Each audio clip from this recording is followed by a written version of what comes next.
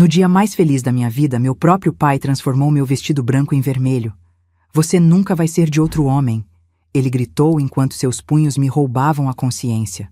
O monstro que me criou tentou me destruir no altar da minha liberdade. Bom dia, meus queridos. Que alegria poder conversar com vocês hoje. Sou Santiaga Carteja, tenho 78 anos, nascida em Jundiaí, interior de São Paulo, mas já faz mais de 50 anos que moro aqui na capital paulista. Podem me chamar de Vovó Santiaga, como fazem meus netinhos. Hoje está um dia tão bonito lá fora, com esse solzinho entrando pela janela da minha sala. Gosto de sentar aqui nesta poltrona verde que meu Joaquim comprou para mim faz uns 15 anos. Daqui consigo ver o jardim que cuido com tanto carinho. As begônias estão florescendo, sabia? Cada florzinha é como um milagre para esses olhos velhos. Todas as manhãs, depois do café, venho cuidar das minhas plantinhas. Tenho de tudo um pouco: alecrim, manjericão, hortelã e até umas rosas que são o xodó do meu coração. Comecei esse jardim quando me mudei para essa casinha, depois que meu Joaquim se aposentou da fábrica. Ele dizia que eu tinha mãos abençoadas, porque tudo que eu plantava vingava. Acho que é porque converso com as plantas, conto histórias para elas. Elas gostam de ouvir, sabe? Igualzinho vocês. Aos domingos, meus filhos vêm almoçar aqui com os netinhos. São 5 netos, cada um mais sapeca que o outro. A Valentina, de 12 anos, já me ajuda a fazer o doce de abóbora que o avô dela tanto gostava. Meu Joaquim se foi faz 5 anos, mas parece que foi ontem que estávamos dançando na sala ao som do rádio velho. Hoje em dia, além de cuidar do meu jardim, faço parte de um grupo de senhoras na paróquia. Nos reunimos às terças-feiras para fazer trabalhos de tricô e crochê. Tudo o que fazemos vai para famílias necessitadas do bairro. Comecei a participar desse grupo depois que fiquei viúva. Foi um jeito que encontrei de ocupar a mente e o coração, sabe? Quando perdemos alguém que amamos tanto, precisamos encontrar novos motivos para sorrir. Ah, antes que eu me esqueça, queria pedir um favorzinho para vocês. Se gostarem da minha historinha, cliquem naquele botãozinho de gostei e se inscrevam no canal. Isso ajuda muito esta vovó aqui a continuar compartilhando suas memórias com mais e mais pessoas. É como se vocês estivessem me convidando para um cafezinho na sala de casa de vocês, entende? E vocês, meus queridos e minhas queridas que estão me assistindo agora, me contem aqui nos comentários. De qual cidadezinha vocês estão me assistindo? E em que horinha do dia encontraram esse vídeo da vovó? Será que estão tomando um cafezinho da manhã, descansando depois do almoço, ou já se preparando para dormir? Eu sempre leio todos os comentários e fico tão feliz em saber de onde vocês são e quando. Tiram um tempinho do dia para ouvir as histórias dessa vovó aqui. Me conta, viu? Vamos criar uma corrente de carinho. Hoje quero contar para vocês uma história que guardei dentro do peito por muitos anos. Uma história sobre uma menina que precisou aprender que às vezes o amor machuca e que nem sempre quem deveria nos proteger realmente o faz. Mas também é uma história de superação, de como encontrei a verdadeira felicidade depois de tanta dor. Vocês sabem, a vida nem sempre é um mar de rosas. Às vezes as espinhas nos ferem, e as feridas que mais demoram para cicatrizar são aquelas feitas por quem deveria nos amar. Mas também são essas cicatrizes que nos ensinam as lições mais valiosas. E foi assim comigo, quando ainda era uma mocinha sonhadora, muito antes de me tornar essa vovó de cabelos brancos que vos fala hoje. Vou levar vocês para uma viagem no tempo, lá para minha infância, quando o mundo parecia grande demais para uma menina pequena, crescendo sob a sombra de um homem que todos respeitavam, mas que, dentro de casa, era uma tempestade constante. Vou contar como sobrevivi a essa tempestade e encontrei meu arco-íris. Nasci em Jundiaí no ano de 1947, numa casa pequena de tijolos à vista no bairro da Vila Arens. Meu pai, Eurípides Carteja, trabalhava na antiga Companhia Paulista de Estrada de Ferro, e minha mãe, Ernestina, cuidava da casa e de nós, os filhos. Éramos 3, eu, a mais velha, meu irmão Reginaldo, 2 anos mais novo, e Marcolina, a caçulinha, que chegou quando eu já tinha 7 anos. Nossa casa era simples, mas minha mãe mantinha tudo muito limpo e organizado. Lembro do cheiro de cera no assoalho de madeira que ela passava toda semana, esfregando de joelhos com um pano de saco. As paredes eram brancas, e na sala ficava uma estante com alguns livros e a foto do casamento deles numa moldura de metal prateado. Na cozinha, tínhamos um fogão a lenha que esquentava a casa inteira nos dias frios de inverno.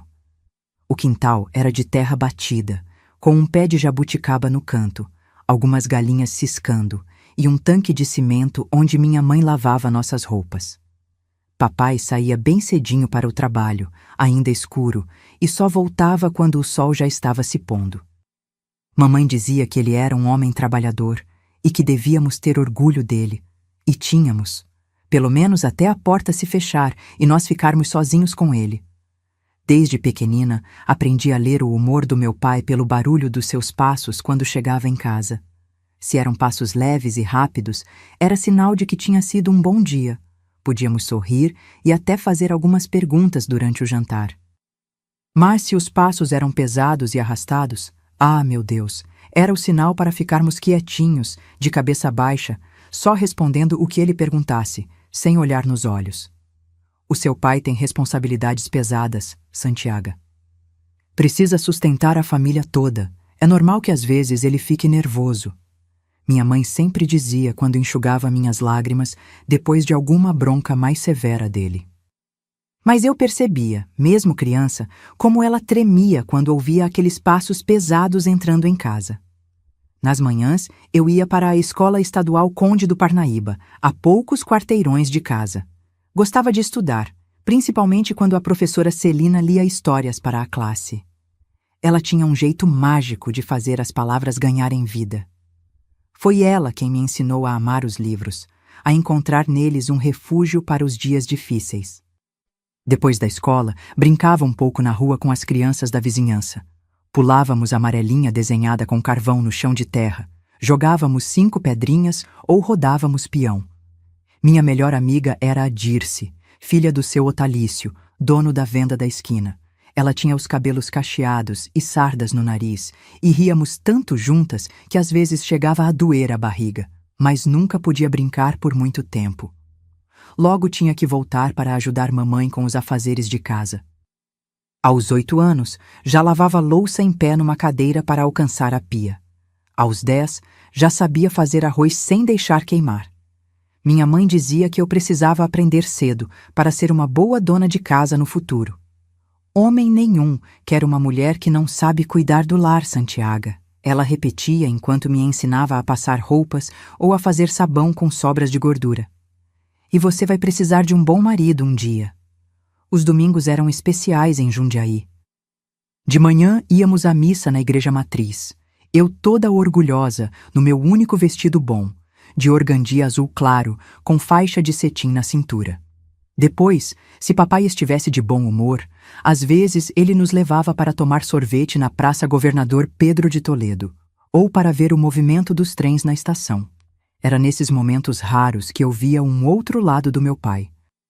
Ele sabia os nomes de todas as locomotivas, explicava como funcionavam as máquinas e até me colocava nos ombros para que eu pudesse ver melhor quando passava algum trem importante.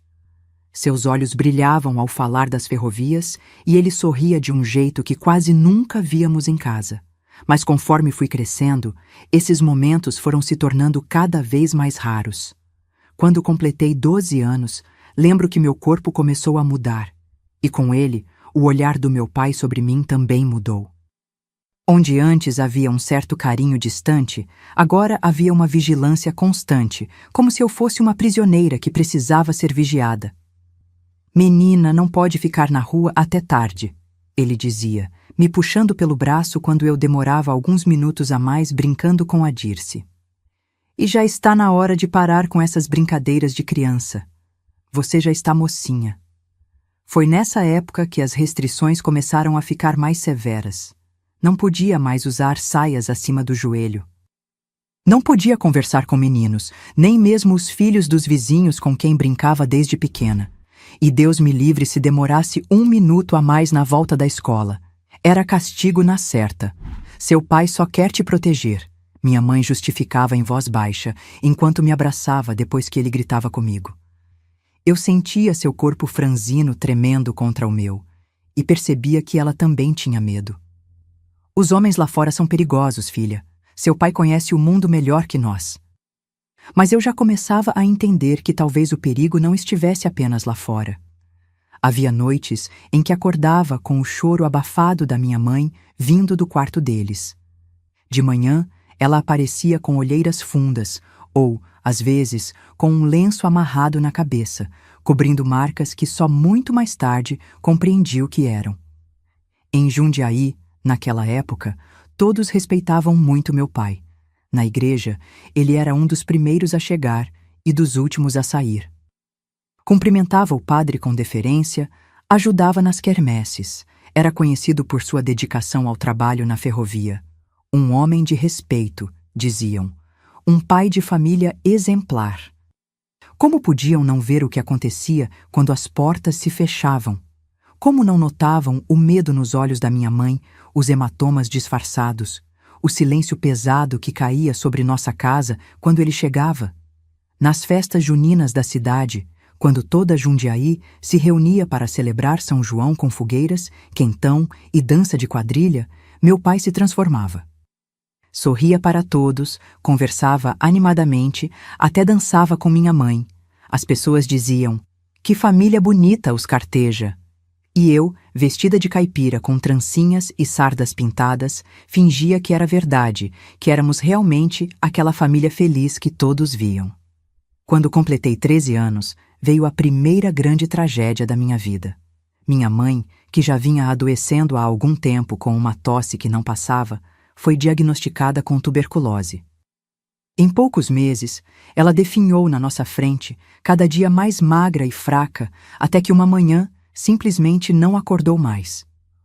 Com a partida da minha mãe, algo se quebrou definitivamente dentro do meu pai. O pouco de doçura que às vezes conseguíamos vislumbrar desapareceu completamente. Em seu lugar, ficou apenas a amargura, a raiva e um controle ainda mais sufocante sobre mim e meus irmãos. Foi nesse momento que compreendi que minha infância tinha acabado de vez. Aos 13 anos, assumi o papel da minha mãe. Cuidava da casa, do Reginaldo e da pequena Marcolina, cozinhava, lavava, passava. E ainda tentava ir à escola, porque a professora Celina insistia que eu era inteligente demais para parar de estudar. Mas os olhos do meu pai me seguiam por toda parte, e suas palavras se tornavam cada dia mais duras. Você não vai ser como aquelas moças perdidas da cidade. Enquanto eu for vivo, você vai andar na linha, Santiago. Ou vai se arrepender. E assim, entre o luto pela minha mãe e o medo do meu pai, fui deixando para trás aquela menina que um dia sonhou em ser professora como Celina, que amava pular amarelinha e que acreditava que o mundo lá fora tinha mais coisas boas do que ruins para oferecer. Depois que mamãe se foi, a casa ficou ainda mais silenciosa. O cheiro das flores que ela sempre colocava num vasinho na mesa da sala desapareceu, assim como suas cantigas baixinhas enquanto lavava roupa no tanque. Agora era eu quem tentava manter a casa em ordem, cuidar dos meus irmãos e ainda ir à escola, embora muitas vezes faltasse aulas para dar conta de tudo. Aos 15 anos, eu já era praticamente a dona da casa. Acordava antes do sol nascer para acender o fogão a lenha, preparar o café para meu pai e meus irmãos, deixar o almoço encaminhado. Reginaldo, com seus 13 anos, começou a trabalhar como ajudante na ferrovia também, por influência do papai. Já a pequena Marcolina, com apenas 8 anos, ficava sob meus cuidados quando não estava na escola. Cuidado com essa menina, Santiago. Não quero que ela se perca por aí enquanto estou trabalhando. Meu pai ordenava todos os dias antes de sair.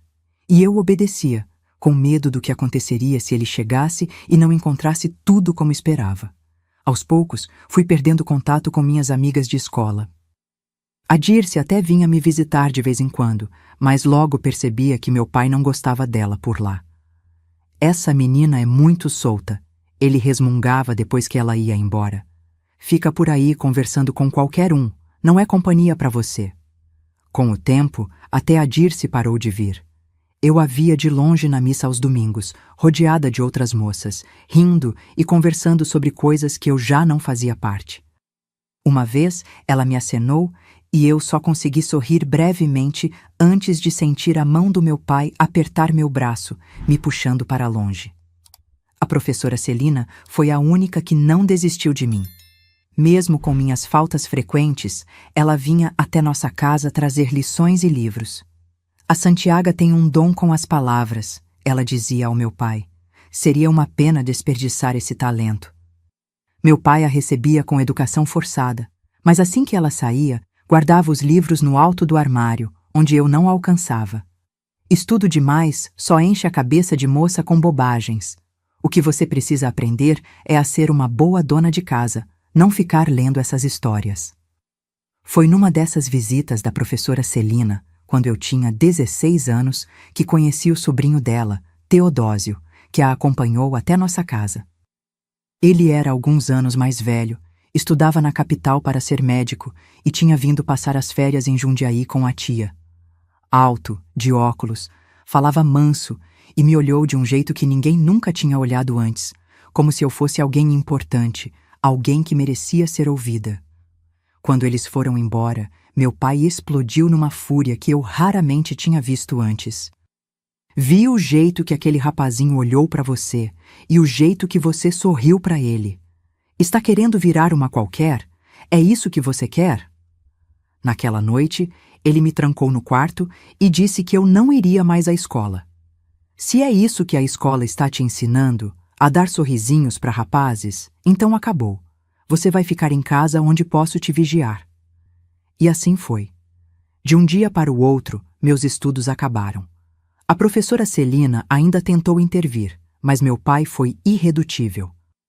Eu tinha completado apenas o primário, e meus sonhos de continuar estudando morreram ali, trancados junto comigo naquele quarto pequeno de paredes descascadas.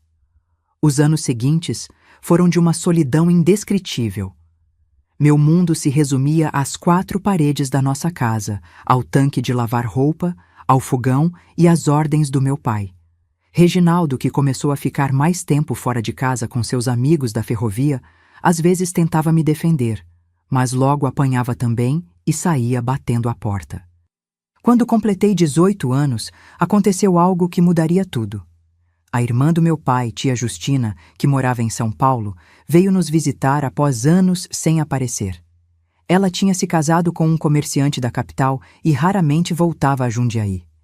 Foi ela quem trouxe um pouco de luz para minha existência enclausurada. Meu Deus do céu, Eurípides, o que você fez com essa menina? Parece um passarinho na gaiola, ela disse ao me ver tão magra e pálida, de olhos baixos e mãos sempre ocupadas com algum serviço doméstico. Santiaga precisa viver um pouco, conhecer pessoas, ter amizades. Meu pai ficou furioso com os comentários da irmã, mas não podia tratá-la como tratava a nós. Tia Justina era uma mulher determinada, daquelas que não abaixava a cabeça para ninguém. E foi ela quem propôs algo que soou como música aos meus ouvidos.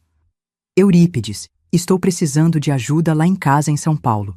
Tenho muitos compromissos sociais com meu marido e preciso de alguém de confiança para me ajudar com a casa. Por que não deixa a Santiaga vir comigo por uns tempos?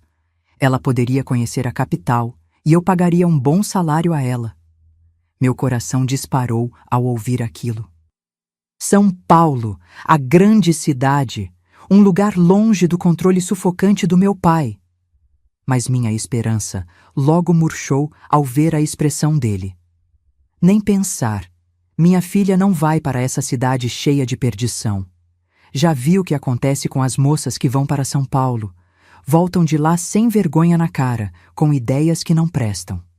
A discussão entre eles foi acalorada, com tia Justina insistindo que eu já era maior de idade e tinha direito de decidir meu próprio caminho.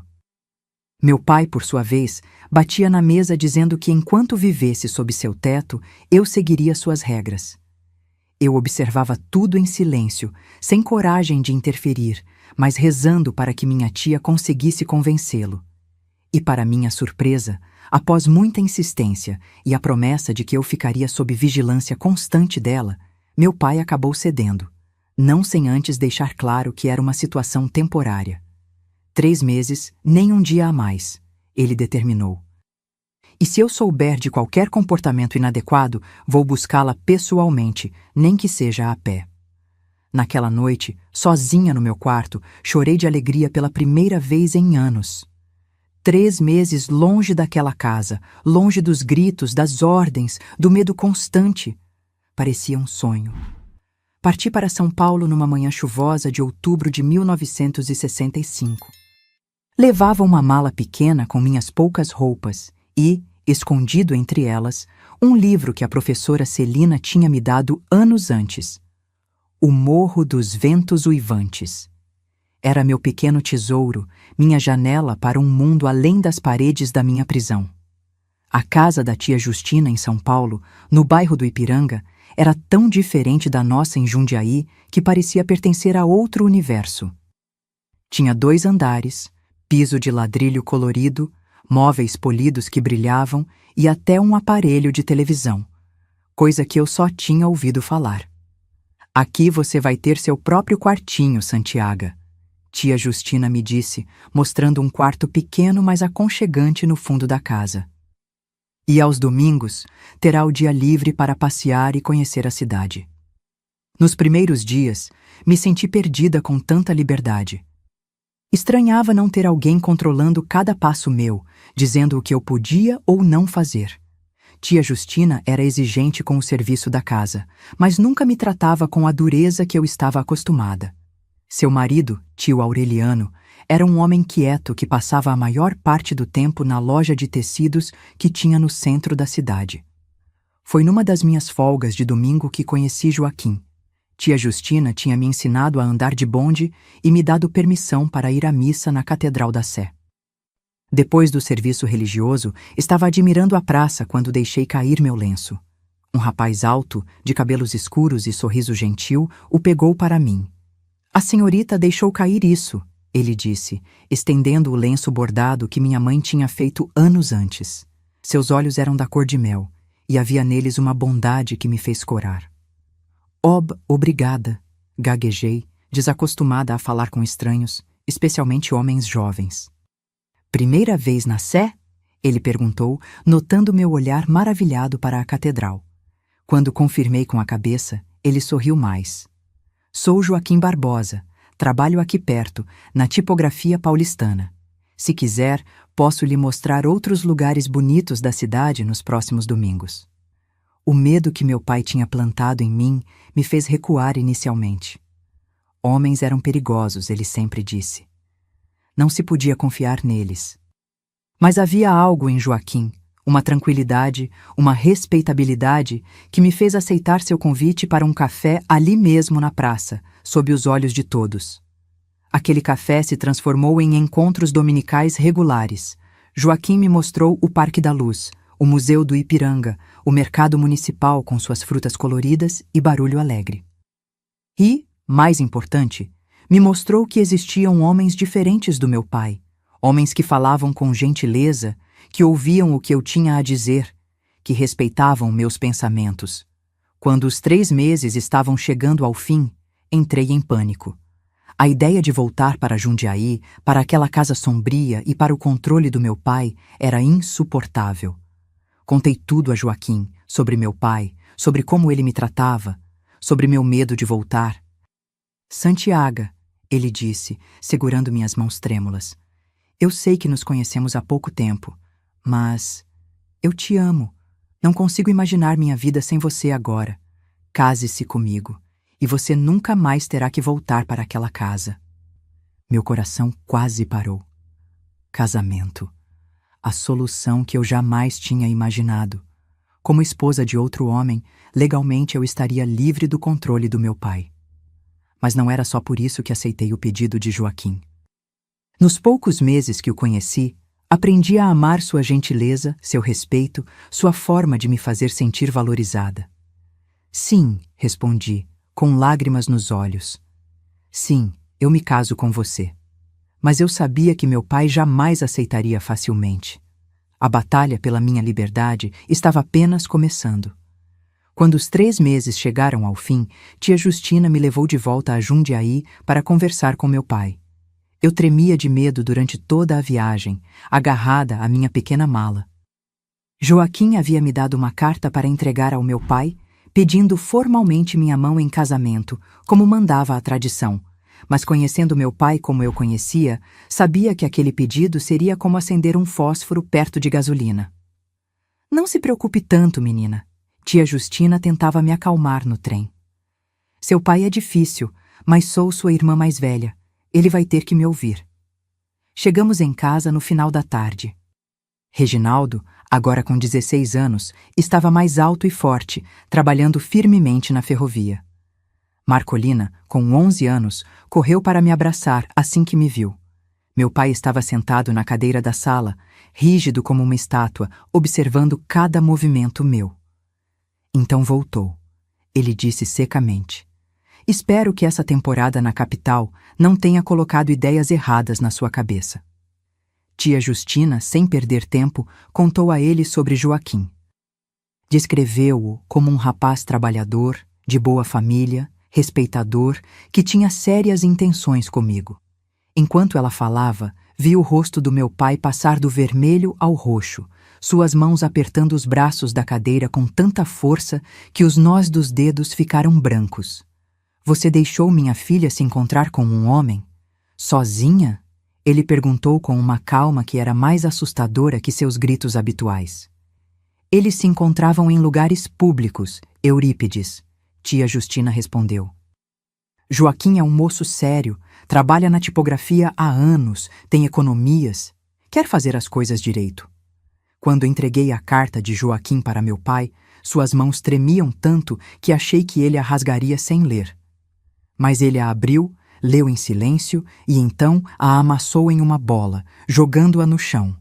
"Jamais!" ele gritou finalmente, levantando-se da cadeira. "Minha filha não vai se casar com um desconhecido de São Paulo, algum aproveitador que conheceu na rua e agora quer levá-la embora." A discussão que se seguiu foi tão intensa que Marcolina correu para se esconder no quarto.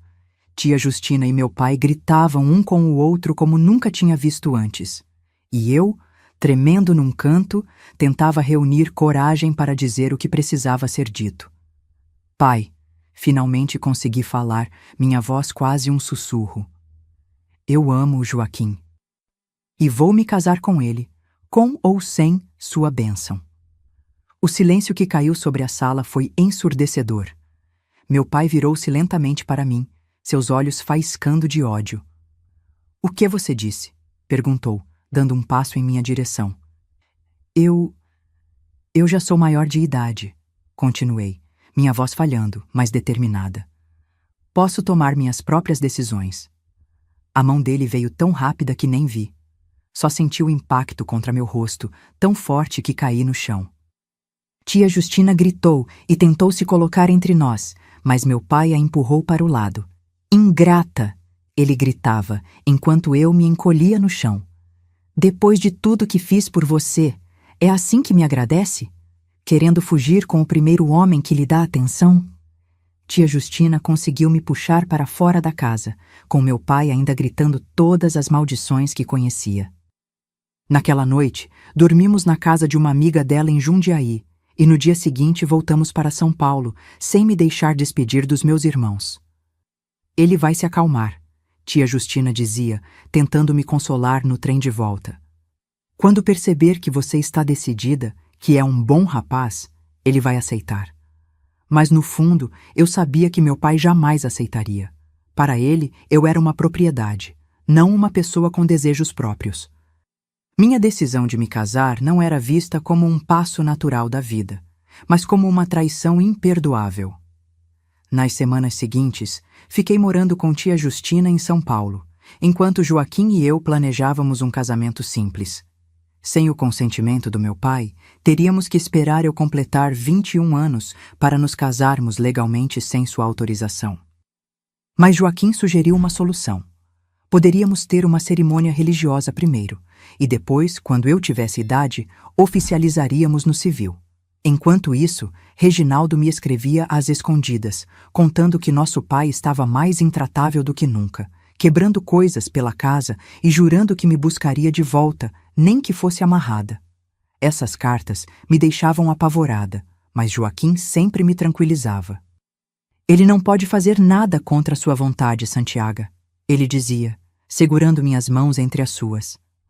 Estamos em 1966, não na Idade Média, e eu sempre estarei aqui para te proteger. O amor de Joaquim era como um bálsamo para todas as feridas que meu pai tinha deixado em mim ao longo dos anos.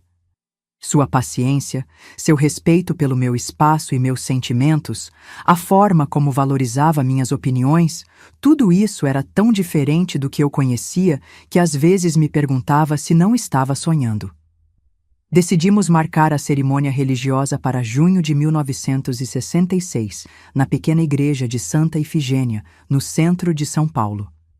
Seria algo simples, com poucos convidados, basicamente amigos de Joaquim, tia Justina e tio Aureliano, e alguns colegas do trabalho. Também convidei meus irmãos, mas sabia que seria quase impossível eles comparecerem. Para minha surpresa, 2 semanas antes do casamento, recebi uma carta do meu pai. Tia Justina a trouxe com uma expressão preocupada, dizendo que havia chegado pelo correio. Com mãos trêmulas, abri o envelope. A carta era curta e seca. Dizia que ele havia refletido, e embora não aprovasse minha escolha, não queria que sua filha se casasse como uma órfã. Informava que estaria presente na cerimônia, junto com Reginaldo e Marcolina, para fazer as coisas direito. Finalizava dizendo que, como pai, era seu dever me entregar ao meu futuro marido, apesar da minha ingratidão. Aquelas palavras me deixaram num turbilhão de emoções. Por um lado, sentia um alívio enorme por poder ter meus irmãos no meu casamento, especialmente Marcolina, que sentia tanta falta. Por outro, conhecia bem demais meu pai para acreditar que ele tinha mudado de ideia tão facilmente.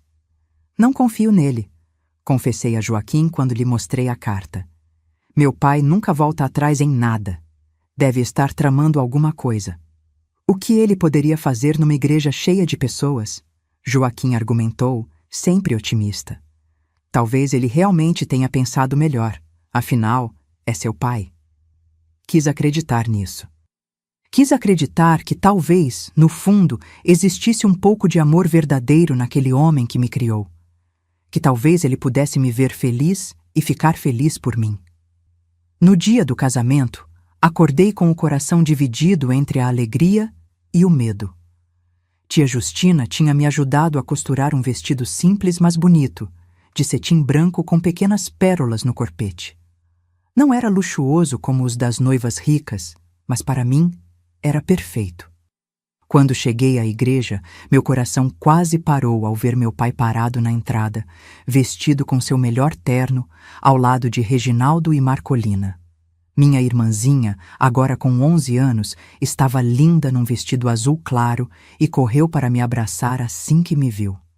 "Santi, que saudades! Você está parecendo uma princesa!"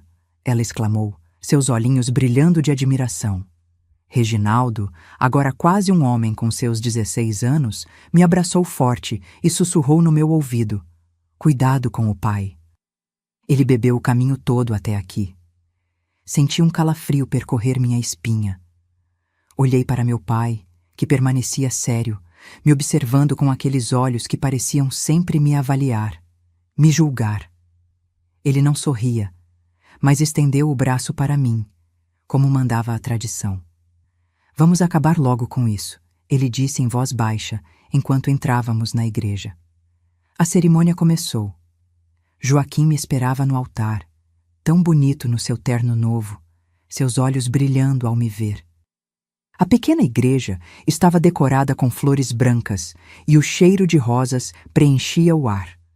Apesar do meu nervosismo pela presença do meu pai, senti uma felicidade profunda ao caminhar em direção ao homem que amava, que representava a minha chance de uma vida nova, livre do medo. Quando o padre perguntou quem me entregava em casamento, meu pai apertou meu braço com força antes de dizer: eu, seu pai. Então me entregou a Joaquim e foi sentar-se no primeiro banco, ao lado dos meus irmãos.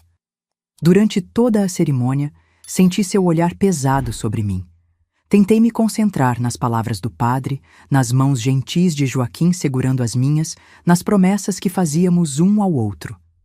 Este era o início da minha nova vida, eu repetia para mim mesma. A partir de hoje, seria a senhora Barbosa, não mais a filha do Eurípides Carteja. Depois da cerimônia, fizemos uma pequena recepção no salão paroquial ao lado da igreja. Havia um bolo simples, alguns salgadinhos e refrigerante para os convidados. Vi meu pai em um canto, bebendo algo que tinha trazido numa garrafa escondida no bolso do paletó. Ele recusava conversar com qualquer pessoa, apenas observando, com aquele olhar que eu conhecia tão bem. O olhar que precedia as tempestades. Foi quando Joaquim e eu estávamos cortando o bolo que meu pai se aproximou. Seu andar já estava instável por causa da bebida e seu rosto tinha aquela vermelhidão característica.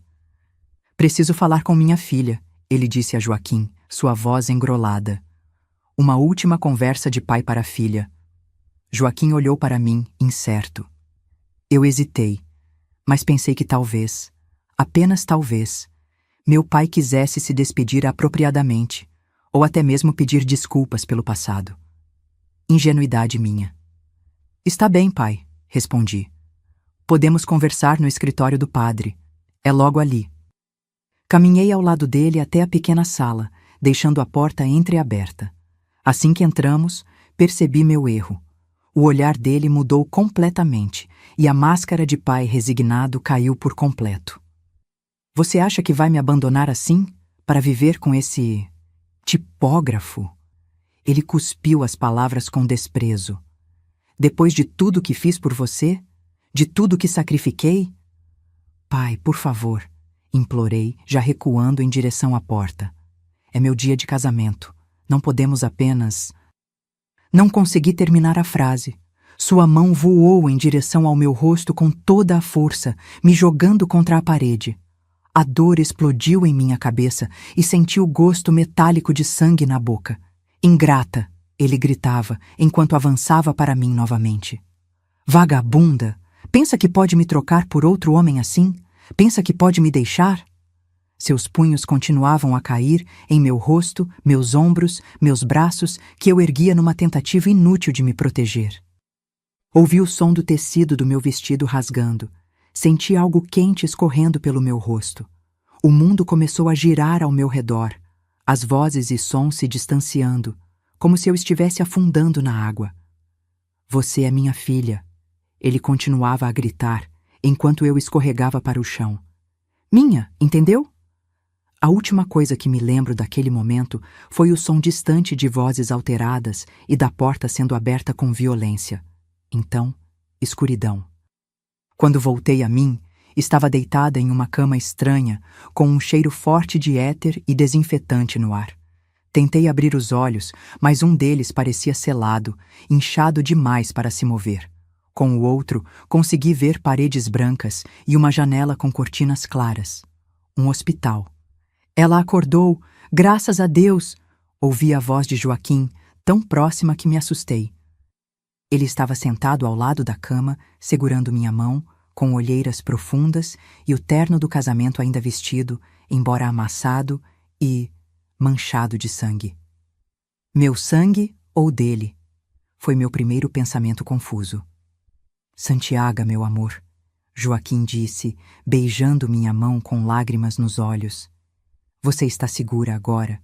Ele não vai mais te machucar. Aos poucos, enquanto a névoa da inconsciência se dissipava, comecei a lembrar o que tinha acontecido. Meu pai, o escritório, os golpes, o vestido rasgado, a escuridão. O que aconteceu? Perguntei, minha voz saindo rouca e dolorida. Percebi que meu lábio estava cortado e inchado, dificultando a fala. Joaquim respirou fundo, como se reunisse coragem para me contar. Quando você e seu pai saíram, fiquei preocupado. Você parecia tão nervosa. Depois de alguns minutos, decidi verificar se estava tudo bem. Foi quando ouvi seus gritos abafados. Ele parou, engolindo em seco, seus olhos marejados fixos nos meus. Tentei abrir a porta, mas havia algo bloqueando. Quando finalmente consegui entrar, vi ele sobre você, e você no chão, já desacordada, o vestido, seu rosto sangrando. Joaquim não conseguiu continuar. Abaixou a cabeça, seus ombros sacudindo em soluços silenciosos.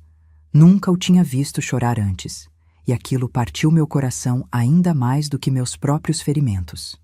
"O que você fez?" perguntei, embora já soubesse a resposta pelo estado do terno dele. "Perdi a cabeça", ele confessou, enxugando as lágrimas com as costas da mão. Avancei para ele. Naquele momento, não estava pensando, só queria que ele parasse, que se afastasse de você. Nós lutamos. Ele era forte, mais forte do que eu imaginava para a idade dele. Estava completamente descontrolado, gritando coisas horríveis, que você era propriedade dele, que nenhum homem tinha o direito de levá-la embora. Reginaldo apareceu na porta do quarto nesse momento, o rosto marcado por uma expressão que misturava alívio e constrangimento. Meu irmão, com apenas 16 anos, parecia ter envelhecido 10 em um único dia. Os convidados ouviram a gritaria. Ele continuou a história enquanto entrava. "Quando chegamos lá, você estava desmaiada, sangrando, e eles estavam se atracando como feras. Precisou de 3 homens para separar. Tio Aureliano chamou uma ambulância e tia Justina está lá fora agora, cuidando da Marcolina, que não para de chorar." Fechei meu olho bom, desejando que tudo fosse apenas um pesadelo terrível do qual eu acordaria. Meu casamento, o dia que deveria ser o mais feliz da minha vida, transformado nesse horror. O vestido que costuramos com tanto carinho, destruído. A pequena Marcolina, traumatizada por ver tal violência. E... "Meu pai?" perguntei, embora não tivesse certeza se queria saber a resposta. Joaquim e Reginaldo trocaram um olhar rápido antes de meu irmão responder. "A polícia o levou.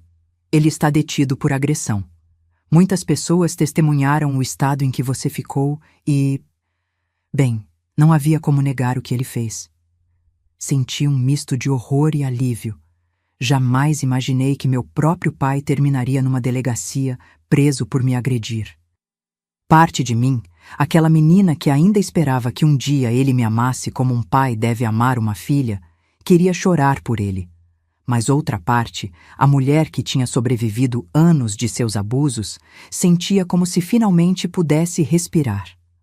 "Os médicos disseram que você teve sorte", Joaquim falou, mudando de assunto.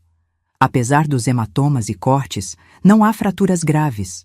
O olho vai desinchar em alguns dias, mas precisa ficar em observação por causa da concussão." Naquele momento, a porta se abriu novamente e um médico entrou, seguido por tia Justina. O doutor, um senhor de cabelos grisalhos e expressão gentil, examinou meus ferimentos, fez algumas perguntas sobre dores e tonturas e depois me deu um sorriso reconfortante. "A senhora Barbosa vai ficar bem", ele disse a Joaquim. "Fisicamente, pelo menos. Os ferimentos vão cicatrizar com o tempo. Recomendo repouso absoluto por pelo menos 2 semanas. 2 semanas." Nossa lua de mel seria passada em um quarto de hospital, com meu rosto inchado e corpo dolorido. Não foi assim que sonhei com o início do meu casamento. Quando o médico saiu, tia Justina se aproximou da cama, seus olhos vermelhos de tanto chorar. "Minha menina", ela disse, acariciando meus cabelos com cuidado para não tocar nos machucados. "Eu devia ter imaginado, devia ter previsto que Eurípides faria algo assim. A obsessão dele por você sempre foi doentia." "Não é sua culpa, tia", respondi, embora cada palavra fosse uma pequena agonia para meus lábios cortados. Ninguém poderia imaginar que ele chegaria a esse ponto, nem eu, que o conheço tão bem. Mais tarde naquele dia, quando finalmente fiquei sozinha com Joaquim, ele se sentou na beirada da cama e segurou minha mão com uma delicadeza quase reverencial, como se temesse que eu pudesse quebrar ao menor toque. Santiago, ele disse, sua voz embargada. Quero que saiba que isso não muda nada entre nós. Você ainda é minha esposa, a mulher que escolhi para compartilhar minha vida. E prometo, pela minha alma, que nunca, jamais, permitirei que alguém te machuque novamente. Suas palavras caíram como bálsamo sobre as feridas abertas da minha alma. Por anos, tinha vivido sob o controle de um homem que dizia me proteger enquanto me destruía por dentro. Agora, estava ao lado de alguém que prometia proteção real, baseada no respeito e no amor verdadeiro. Eu só queria entender, murmurei, as lágrimas escorrendo pelas minhas bochechas machucadas. Por que ele me odeia tanto? O que eu fiz para merecer tanta raiva? Não é ódio, meu amor, Joaquim respondeu, depois de um momento de reflexão. É obsessão, controle.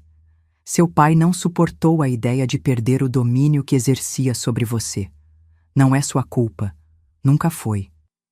Naquela noite, deitada naquela cama de hospital, enquanto Joaquim dormia desconfortavelmente numa cadeira ao meu lado, recusando-se a ir para casa, nem que fosse por algumas horas, tive um sonho vívido. Sonhei com minha mãe, Ernestina, que não via há tantos anos. No sonho, ela estava sentada ao pé da minha cama, usando o mesmo vestido florido que usava nos domingos para ir à missa. Seu rosto estava sereno, sem as marcas de sofrimento que eu lembrava dos últimos dias antes de sua morte. Filha, ela disse, sua voz exatamente como eu lembrava, perdoe seu pai, não por ele, mas por você mesma. O perdão não é para os outros, é para libertar nosso próprio coração.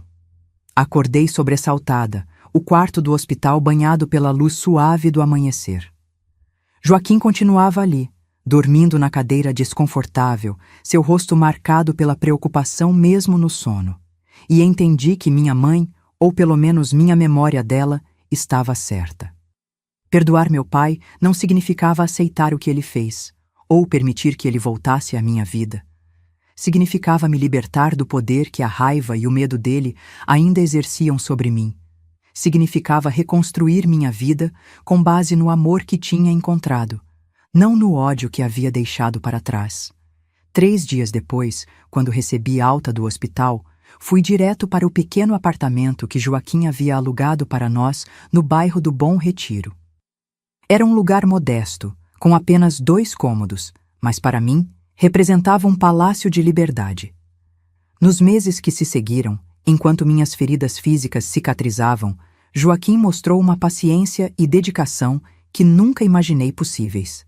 À noite, quando os pesadelos me acordavam gritando, ele estava lá, segurando-me em seus braços até que meu coração parasse de correr.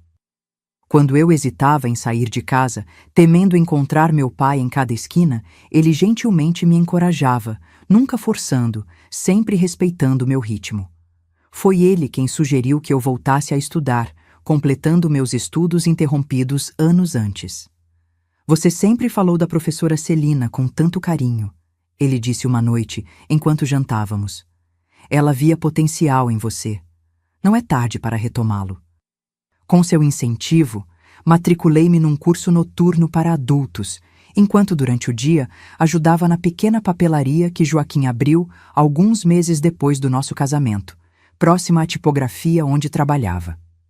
A cada pequena conquista, uma boa nota, um elogio de um professor, a primeira vez que conseguia atender um cliente sozinha na loja, sentia as amarras do meu passado se soltando um pouco mais.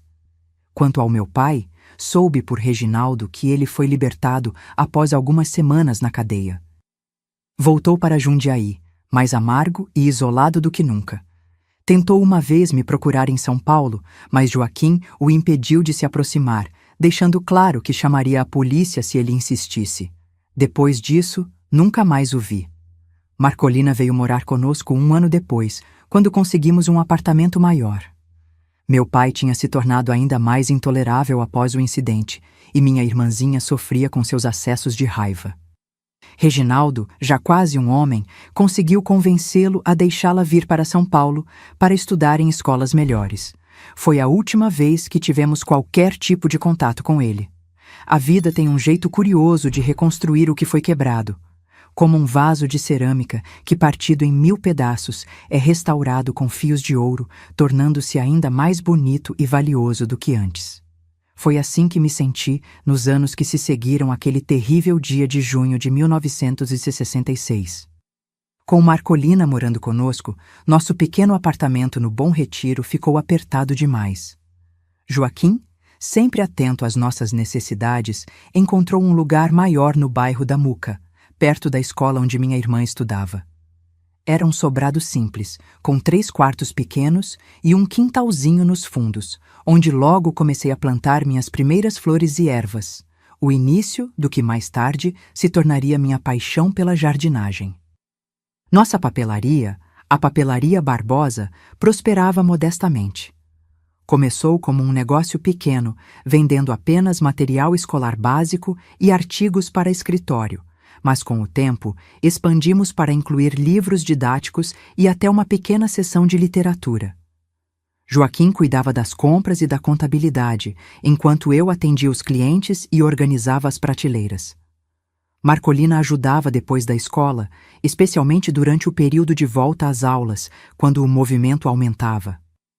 Em 1968, 2 anos após nosso casamento, completei meus estudos no curso supletivo. A formatura foi um momento de imensa alegria e orgulho. Usando beca e capelo, recebi meu diploma diante dos olhos marejados de Joaquim e dos aplausos entusiasmados de Marcolina e Reginaldo, que vinha nos visitar sempre que podia. Sua mãe estaria tão orgulhosa, Reginaldo me disse naquele dia, abraçando-me forte. Era a primeira vez que falávamos dela em muito tempo, e senti como se sua presença estivesse ali conosco, abençoando aquele momento. Foi durante a festa após a formatura que Teodósio, o sobrinho da professora Celina, aquele mesmo rapaz que meu pai tanto detestou anos antes, reapareceu em minha vida. Agora formado em medicina e trabalhando num hospital público em São Paulo, ele veio com a tia, que tinha sido convidada especial para a celebração. Sempre soube que você conseguiria, Santiago, ele me disse, com aquele mesmo sorriso gentil que eu lembrava. Tia Celina nunca perdeu a esperança. A professora Celina, agora aposentada e com os cabelos completamente brancos, foi uma das pessoas que mais me incentivou a continuar estudando. Ela me visitava regularmente, trazia livros e se ofereceu diversas vezes para cuidar de Marcolina quando precisávamos trabalhar até mais tarde na papelaria.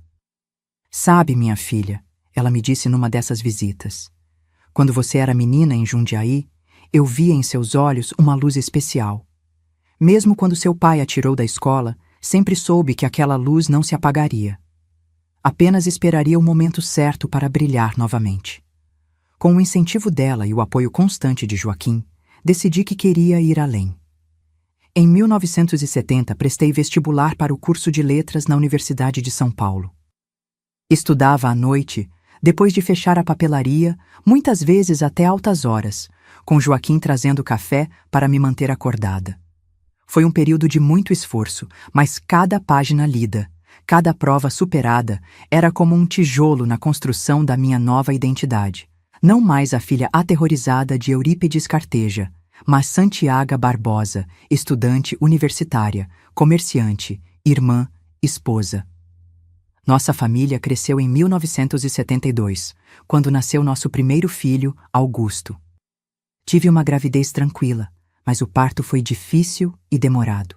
Joaquim ficou ao meu lado o tempo todo, segurando minha mão, enxugando meu suor, me dando força quando achei que não conseguiria mais.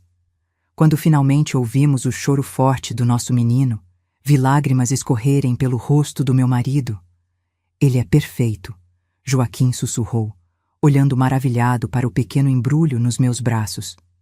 Igual à mãe.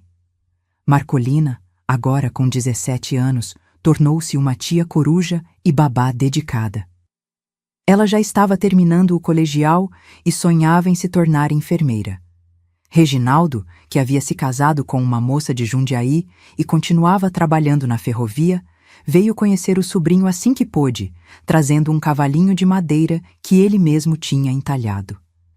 A chegada de Augusto fechou ainda mais o círculo de amor e proteção ao nosso redor. Olhando para aquele rostinho inocente, fiz uma promessa silenciosa. Meu filho jamais conheceria o tipo de medo que marcou minha infância. Ele cresceria sabendo-se amado, respeitado, valorizado por quem ele era, não controlado por quem alguém queria que ele fosse. 2 anos depois, em 1974, nossa família se completou com o nascimento de Cecília, nossa filhinha de olhos escuros e cabelos cacheados como os do pai.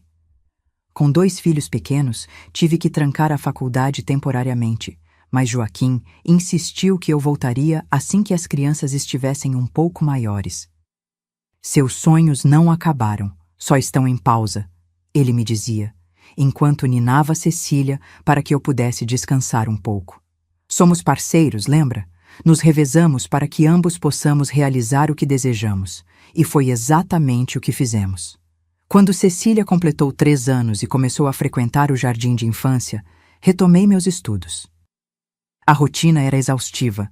Acordar cedo para preparar as crianças para uma escola, trabalhar na papelaria durante o dia, assistir aulas à noite, estudar nas madrugadas, mas cada sacrifício valia a pena quando pensava no exemplo que estava dando aos meus filhos. Me formei em letras em 1978, com Joaquim, Marcolina, já formada em enfermagem, Augusto e Cecília aplaudindo orgulhosos na plateia. Reginaldo não pôde vir desta vez. Sua esposa estava nos últimos dias de gravidez do 2º filho deles. Foi durante a festa de formatura que recebi uma notícia que reabriu antigas feridas. Tio Aureliano, que ainda mantinha alguns contatos em Jundiaí, soube através de conhecidos que meu pai estava muito doente. Um câncer no pulmão, resultado de décadas fumando aqueles cigarros de palha que sempre o acompanhavam. Os médicos não davam mais do que alguns meses de vida para ele. A notícia me atingiu de forma inesperada. Achei que já tinha feito as pazes com meu passado, que os sentimentos pelo meu pai, fossem eles quais fossem, já estavam resolvidos dentro de mim. Mas descobri que ainda havia nós que precisavam ser desatados. O que você quer fazer? Joaquim me perguntou naquela noite, quando estávamos sozinhos em nosso quarto, depois de colocar as crianças para dormir. Não sei, respondi honestamente. Parte de mim quer ignorar, seguir em frente como se ele já estivesse morto. Afinal, para mim, de certa forma, ele morreu naquele dia na igreja. Mas outra parte ainda é aquela menina que queria a aprovação do pai. Joaquim completou suavemente, conhecendo-me tão bem quanto eu mesma. Passei semanas debatendo internamente o que fazer. Consultei Reginaldo, que também não via nosso pai há anos. Ele foi claro. Não tenho interesse em vê-lo novamente. Ele fez sua escolha quando levantou a mão para você naquele dia. Marcolina, por outro lado, tinha memórias mais nebulosas. Ela era muito jovem quando saiu de casa, e embora tivesse presenciado o episódio traumático do meu casamento, suas lembranças do pai eram confusas, momentos de carinho misturados com instantes de terror inexplicável. No final, decidi que precisava vê-lo uma última vez, não por ele, mas por mim, para fechar aquele capítulo definitivamente. Para olhar nos olhos do homem que tanto me machucou e mostrar que eu havia sobrevivido, prosperado, me tornado muito mais do que ele jamais imaginou que eu poderia ser. Joaquim insistiu em ir comigo, mas pedi que ficasse com as crianças. Isso é algo que preciso fazer sozinha, expliquei. Ele entendeu, como sempre, mas fez questão de me levar até Jundiaí e esperar no hotel enquanto eu visitava a casa onde cresci. A cidade tinha mudado muito nos quase 15 anos desde que saí. Novas ruas, prédios onde antes havia apenas casas baixas, o movimento intenso de automóveis que substituíram as carroças da minha infância. Mas quando cheguei à Vila Arens e vi nossa antiga casa, foi como se o tempo tivesse parado. Era menor do que eu lembrava, mais deteriorada. O quintal onde brincava estava coberto de mato alto, a jabuticabeira há muito cortada. Bati na porta com o coração acelerado, sem saber o que esperar ou como reagiria ao ver meu pai novamente. Quem atendeu foi uma senhora que se apresentou como Juvelina, uma vizinha que estava cuidando dele nos últimos meses. Ele não tem mais ninguém, ela explicou, conduzindo-me para dentro. Seus filhos foram embora há anos. Não que eu os culpe. O interior da casa estava ainda mais deteriorado que o exterior. O cheiro de mofo misturado ao odor de medicamentos e doença era sufocante. Os poucos móveis que restavam estavam cobertos de poeira e desgastados pelo tempo. E lá, deitado numa cama improvisada na sala, estava ele. Mal reconheci o homem que um dia fora meu pai. Eurípides Carteja, outrora forte e imponente, agora não passava de um esqueleto coberto por uma pele amarelada e enrugada. Seus olhos, afundados nas órbitas, haviam perdido aquele brilho de fúria que tanto me aterrorizava. Quando me viu, uma sombra de reconhecimento passou por seu rosto devastado pela doença. Santiago? Ele murmurou, sua voz quase inaudível. É você mesmo? Aproximei-me da cama, sentindo uma mistura de compaixão e um estranho distanciamento, como se estivesse olhando para um estranho, não para o homem que me gerou. Sim, pai, sou eu. Ele tentou se erguer, mas não tinha forças. Uma tosse violenta sacudiu seu corpo frágil, e Juvelina rapidamente trouxe um pano para limpar o sangue que manchou seus lábios ressecados. Eu vou deixar vocês a sós, ela disse, retirando-se para a cozinha. Um silêncio pesado caiu entre nós. O que se diz a alguém que foi seu maior terror e agora jaz indefeso, à beira da morte? Que palavras poderiam abranger tudo o que ficou por dizer durante tantos anos? Você está bem? Ele perguntou finalmente, seus olhos percorrendo meu rosto, minha roupa simples mas elegante, procurando talvez por sinais de sofrimento ou fracasso. Estou, pai, respondi com simplicidade. Tenho uma boa vida em São Paulo. Um marido que me respeita, 2 filhos lindos, uma profissão que amo. Sou professora agora, dou aulas de português no ginásio. Vi algo passar por seus olhos. Arrependimento? Orgulho? Remorso? Era impossível dizer. E Marcolina? Reginaldo? Ele perguntou entre acessos de tosse. Estão bem também. Marcolina é enfermeira. Reginaldo continua na ferrovia, tem 2 filhos. Ele fechou os olhos por um momento, como se absorvendo aquelas informações. Quando os abriu novamente, havia lágrimas neles, algo que nunca vi em toda a minha vida. Eu errei muito com vocês, ele disse, cada palavra parecendo custar-lhe um enorme esforço. Principalmente com você, Santiago. Eu não sei porquê. Depois que sua mãe morreu, algo em mim se quebrou. Eu tinha tanto medo de perder vocês também, de falhar, que acabei me tornando um monstro. Não respondi imediatamente. Parte de mim queria dizer que estava tudo bem, perdoá-lo como se suas palavras pudessem apagar décadas de medo e dor. Outra parte queria gritar, jogando na cara dele cada momento de terror que me fez passar. No final, optei pela verdade simples. Sim, pai, você errou, nos machucou muito, mas estamos bem agora, apesar de tudo, encontramos nossos caminhos. Naquela visita a meu pai, não houve grandes reconciliações dramáticas como nos filmes. Não houve choro convulsivo, nem abraços de perdão. Houve apenas um reconhecimento silencioso, de ambas as partes, do que foi e do que poderia ter sido. Ele faleceu 2 semanas depois e fui ao enterro com Joaquim e Reginaldo. Marcolina preferiu não ir. Tenho lembranças demais, ela disse. Prefiro guardar as poucas boas. Depois disso, senti como se um peso tivesse sido removido dos meus ombros. Não porque meu pai se foi, mas porque finalmente tinha encarado aquele último fantasma do meu passado. Estava verdadeiramente livre para viver o presente e construir o futuro. E que futuro construímos, meu Deus? Os anos se transformaram em décadas, os filhos cresceram, a vida seguiu seu curso natural com suas alegrias e desafios. Joaquim e eu envelhecemos juntos, lado a lado, como havíamos prometido naquele dia na igreja de Santa Ifigênia, apesar de todas as adversidades que marcaram o início da nossa união. Augusto seguiu o caminho da educação, como eu. Formou-se em História na USP e hoje é professor universitário. Casou-se com Silvana, uma colega de faculdade, e me deram 2 netos maravilhosos. Valentina, que já está com 12 anos, uma mocinha inteligente e curiosa, e Rafael, de 9, que tem a mesma paixão do avô por livros e histórias.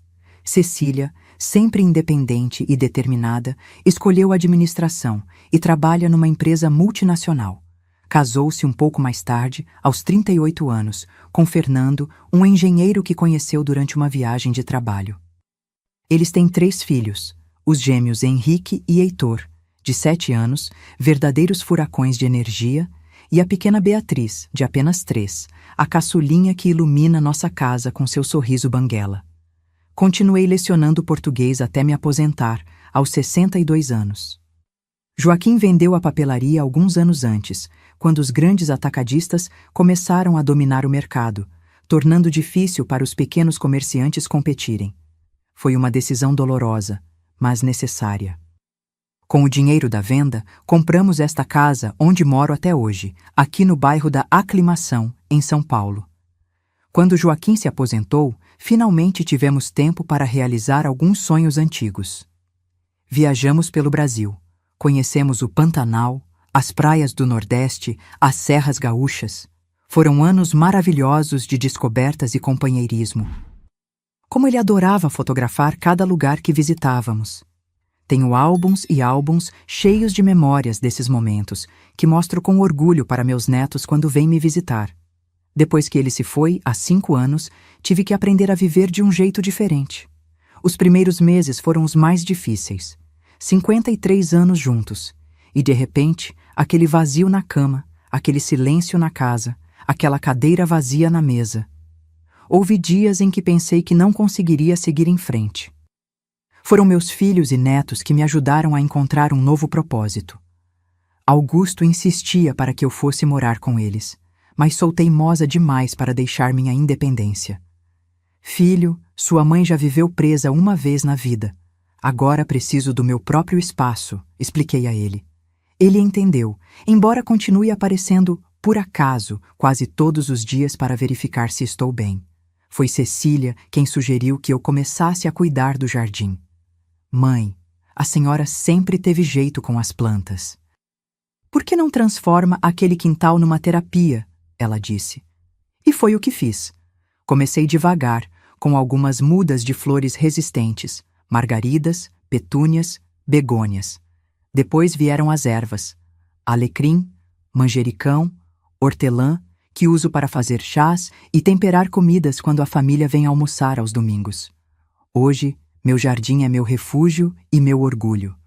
Cada planta tem uma história, cada flor representa uma fase da minha vida. As rosas, tão delicadas, mas com espinhos protetores, me lembram das lições que aprendi sobre força e vulnerabilidade. Os girassóis, sempre voltados para a luz, me ensinam a olhar para o que há de bom, mesmo nos dias nublados. E assim vou levando, um dia de cada vez. Às terças-feiras, participo do grupo de artesanato na paróquia. Somos 8 senhoras que tricotam, bordam e conversam sobre tudo, desde receitas até política internacional. Às quintas é dia de levar o Rafael, meu neto, para a aula de violão. Ele insiste que sou sua fã número 1 e preciso estar presente em cada progresso. Nos finais de semana, a casa fica cheia. Filhos, netos, todos vêm para o almoço de domingo.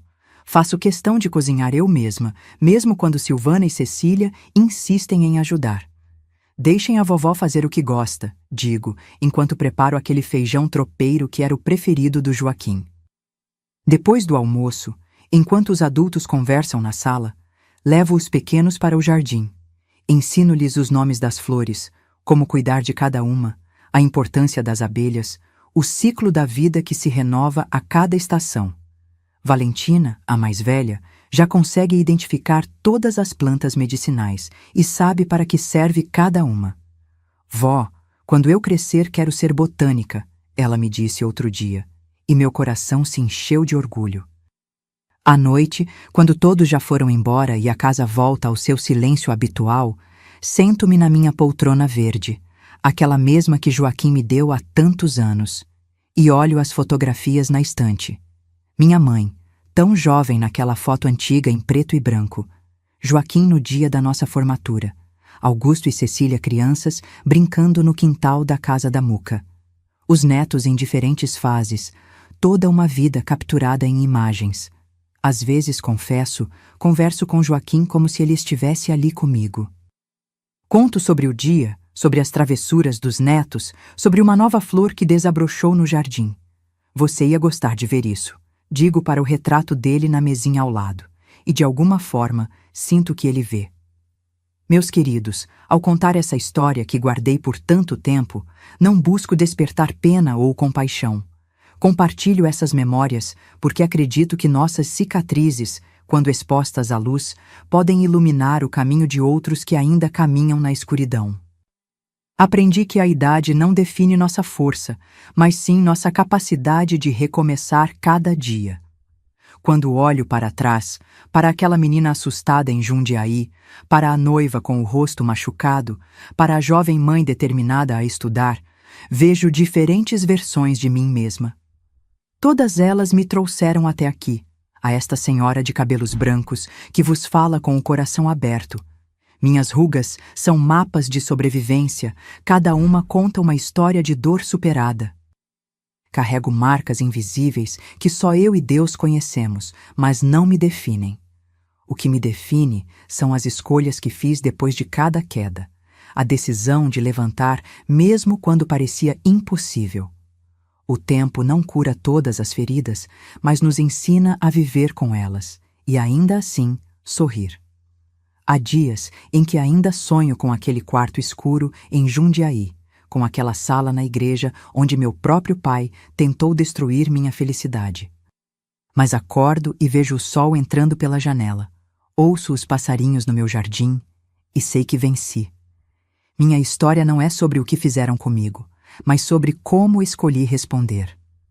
Poderia ter me tornado amarga, desconfiada, incapaz de amar. Em vez disso, escolhi confiar, construir, florescer. Escolhi ser para meus filhos e netos o oposto do que meu pai foi para mim. Um porto seguro, não uma tempestade constante. Descobri que somos mais fortes do que imaginamos, especialmente quando pensamos que não aguentamos mais. Nos momentos mais escuros da minha vida, quando achei que estava sozinha, sempre aparecia alguém para me estender a mão. Tia Justina, professora Celina, meu querido Joaquim, e mais tarde, meus filhos e amigos. Se você está passando por momentos difíceis, se alguém que deveria te amar está te machucando, saiba que não está sozinho. Em cada cidade, em cada país, existem pessoas prontas para ajudar. Busque informações sobre proteção na sua região. Confie em quem merece sua confiança. Não se isole. A vida me ensinou que até na escuridão mais profunda, nossa luz interior nunca se apaga. Mesmo nas piores circunstâncias, temos dentro de nós a semente da superação. Nunca permiti que minha dignidade fosse roubada, mesmo quando tentaram levar tudo de mim. Aprendi que a verdadeira fortaleza não está em nunca cair, mas em levantar todas as vezes. As quedas são inevitáveis, mas ficar no chão é uma escolha. Escolha sempre se levantar, mesmo que precise de ajuda para isso. Meus queridos que estão me assistindo, se essa história tocou seu coração, por favor, cliquem em gostei e se inscrevam no canal. Cada inscrição me dá força para continuar compartilhando experiências que podem fazer a diferença na vida de alguém. Se você conhece alguém que está sofrendo sob o controle abusivo de outra pessoa, compartilhe este vídeo imediatamente. Sua atitude pode ser o primeiro passo para a libertação dessa pessoa. Deixe nos comentários a palavra coragem se você assistiu até aqui. Essa simples palavra representa tudo o que desejei durante anos e finalmente conquistei. Faça isso agora. Não espere nem mais um minuto. Juntos, formamos uma corrente de apoio e esperança que pode alcançar quem mais precisa. E lembrem-se sempre, a idade me deu sabedoria para entender que nunca é tarde para recomeçar. A dignidade e o respeito são valores universais, não importa onde você esteja. Estenda sua mão, seja parte da solução. Juntos, como uma comunidade global, podemos fazer a diferença.